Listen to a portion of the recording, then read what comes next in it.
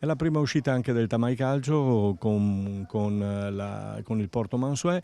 Mister, è inutile che ti chieda insomma, se ti è piaciuto o non ti è piaciuto, è la prima sgroppata, quindi cosa puoi dire?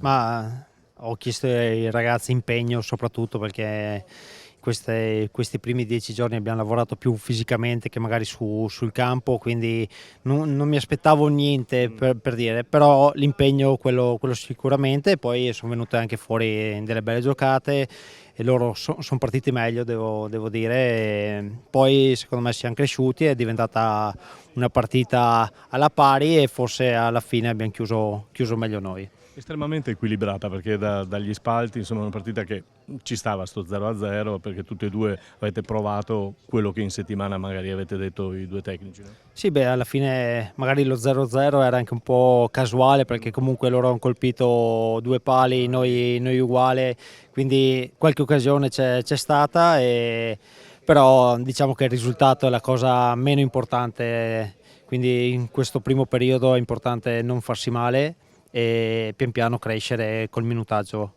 Tutto qua. Che stagione sarà per il Tamai? Lo scorso anno quarti, vi è sfuggito per un pelo la possibilità di fare i playoff, quindi quest'anno avrete delle aspettative?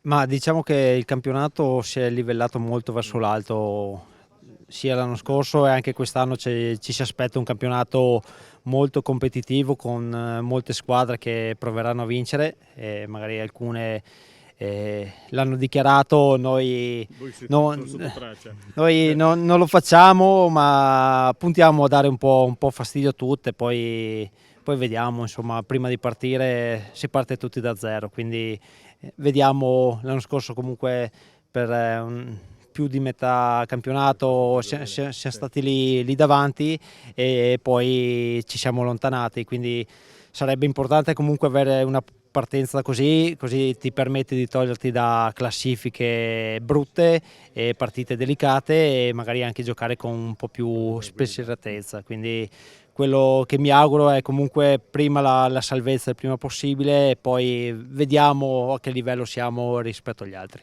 Mister, buona continuazione e in bocca al lupo. Grazie mille, buonasera.